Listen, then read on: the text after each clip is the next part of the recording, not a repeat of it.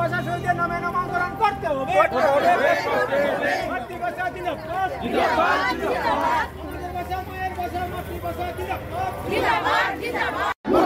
ভাষা শহীদদের বহিরাগত বলায় ডিমাসা রাইটার্স ফোরামের সভাপতি মুক্তেশ্বর ক্যাম্প্রাইয়ের বিরুদ্ধে উত্তাল লক্ষ্মীপুর।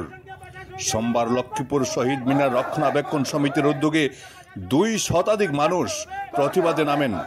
সন্ধ্যা 6টায় মিছিল শেষে জনতা ক্যাম্প্রাইয়ের কুশপুতুল পুড়িয়ে তীব্র ক্ষোভ প্রকাশ করেন। শহীদ মিনার সভাপতি গুঞ্জন কর স্পষ্ট জানিয়েছেন, ভাষা শহীদদের অসম্মানের জন্য ক্যাম্প্রাইয়ের বিরুদ্ধে মামলা দায়ের করা হবে।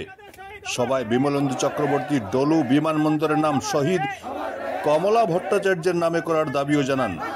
লক্ষ্মীপুরের প্রতিবাদী জনতা স্পষ্ট বার্তা দিয়েছেন, ভাষা শহীদদের মর্যাদা নিয়ে কোনো আপোষ নয়।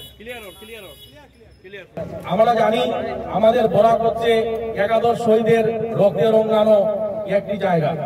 আমাদের এই বরাক উপত্যকাতে আমরা 1961 সনের যে মাতৃভাষার উপর যে আন্দোলন হয়েছিল সেটা শুধু বাংলা ভাষার জন্য নয়, সে ভাষা আন্দোলন ছিল সমগ্র ভাষাভাষী মানুষের অধিকারের জন্য।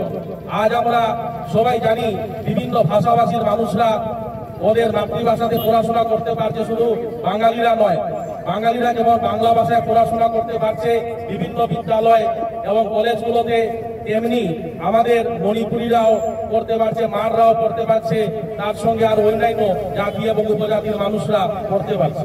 কিন্তু আমরা দেখতে পাচ্ছি এই সময়ের মধ্যে কিছুদিন থেকে আমরা দেখতে পাচ্ছি বাংলা ভাষার উপর তথা বাঙালিদের উপর টার্গেট করে বারবার বাংলাদেশি বলে অপমান বোধ করানো হচ্ছে আমাদেরকে, যেটা আমরা কোনোভাবেই মানতে পারবো না এবং পারছি না।